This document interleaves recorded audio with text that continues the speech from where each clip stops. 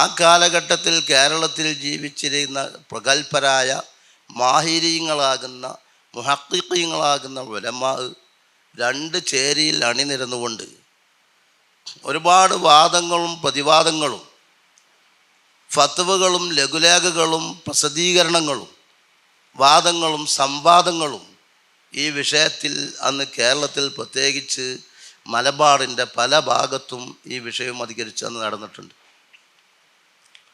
ഒരു പക്ഷത്ത് ഖുതുബി തങ്ങളുടെ കൂടെ ഉസ്താദാകുന്ന ചാലിലകത്ത് കുഞ്ഞഹമ്മദാജിയുടെ നേതൃത്വത്തിൽ ചെറുശ്ശേരി അഹമ്മദ് കുട്ടി മുസ്ലിയാർ, കൊല്ലോളി അഹമ്മദ് മുസ്ലിയാർ, ചെറുശ്ശേരി പുതിയ സുലൈമാ മുസ്ലിയാർ തുടങ്ങിയ പ്രഗത്ഭർ ഒരു പക്ഷത്തും കേരളത്തിൻ്റെ ഇബ്നു ഹജർ എന്ന പേരിൽ അറിയപ്പെടുന്ന തട്ടാങ്കര കുട്ടിയാമ്മ മുസ്ലിയാർ, പൊന്നാനി മഖ്ദൂം കുഞ്ഞൻ ബാവ മുസ്ലിയാർ, വന്യരായ വഫാത്തായിപ്പോയ സമസ്തയുടെ നേതാവായിരുന്ന കോട്ടുമല ഉസ്താദിൻ്റെ പട്ടിക്കാട് കോളേജിൻ്റെ പ്രിൻസിപ്പാളാകുന്ന കോട്ടുമല ഉസ്താദിൻ്റെ ഉസ്താദാകുന്ന കോമ മുസ്ലിയാർ, ആ കോമ മുസ്ലിയാരുടെ ഉസ്താദാകുന്ന കൊല്ലോളി അഹമ്മദ് കുട്ടി മുസ്ലിയാർ, ഇവരുടെ നേതൃത്വത്തിലുള്ള ഉലമാ മറുപക്ഷത്തും.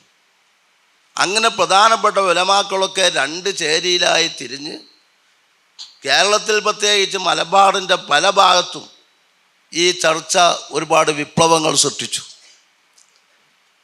വാർത്താ മാധ്യമങ്ങളൊന്നും ഇത്ര വേണ്ടമാത്രം വികസിക്കാത്തൊരു കാലത്ത്, സോഷ്യൽ മീഡിയകളൊന്നും ഇല്ലാത്തൊരു കാലത്ത് കേരളത്തിൽ ഈ വിഷയം ഇത്രമാത്രം വിപ്ലവം സൃഷ്ടിച്ചു എങ്കിൽ ഈ വിഷയത്തിൻ്റെ ഗൗരവം എത്രയായിരിക്കും എന്ന് നമുക്ക് ഊഹിക്കാവുന്നതേ ഉള്ളൂ. അന്ന് ആലിമീങ്ങളുടെ ഇടയിലുള്ള തർക്കത്തിൽ കേരളത്തിലെ ജനങ്ങൾക്കൊരു സ്വഭാവമുണ്ട്. ആ വിഷയത്തിൽ ഇടപെടാറില്ല, പൊതുജനങ്ങൾ ആ വിഷയത്തിൽ ഇടപെടാറില്ല.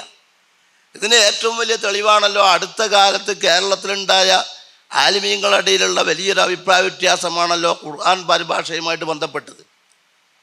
ഖുർആൻ പരിഭാഷ ഹറാമാണ് എന്ന് ആലിമീങ്ങൾ നല്ലൊരു വിഭാഗവും, അതല്ല അത് അനുവദനീയമാണെന്ന് മറ്റൊരു വിഭാഗവും. 1980 പരിസരത്തിലൊക്കെ കേരളത്തിൽ ലേഖനങ്ങളും പുസ്തകങ്ങളും ആ വിഷയത്തിൽ ഒരുപാട് രചിക്കപ്പെട്ടു പോയിട്ടുണ്ട്, ഒരുപാട് ലേഖനങ്ങൾ എഴുതപ്പെട്ടു പോയിട്ടുണ്ട്. എന്നിട്ട് പോലും പൊതുജനങ്ങൾ ആ വിഷയത്തിൽ ഇടപെട്ടില്ല. എന്തേ? അത് ജനങ്ങളെ ബാധിക്കുന്ന വിഷയമല്ല എന്ന്.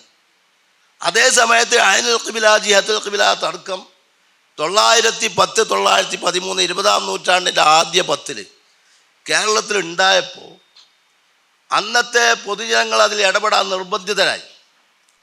അങ്ങനെ പൊതുജനങ്ങളുടെ ഇടയിൽ ഇടപെടാൻ നിർബന്ധിതരായപ്പോൾ പല ഭാഗത്തും അത് വിപ്ലവങ്ങളുണ്ടായി. ഒരുപാട് ചർച്ചകളും ചർവണങ്ങളുമായിട്ട് ഈ ചർച്ചയിൽ അത് നടന്നു. അങ്ങനെയാണ് ഈ വിഷയത്തിൽ ഒരുപാട് വാദപ്രതിവാദങ്ങളൊക്കെ കേരളത്തിൽ അരങ്ങേറാനുണ്ടാകുന്ന കാരണം.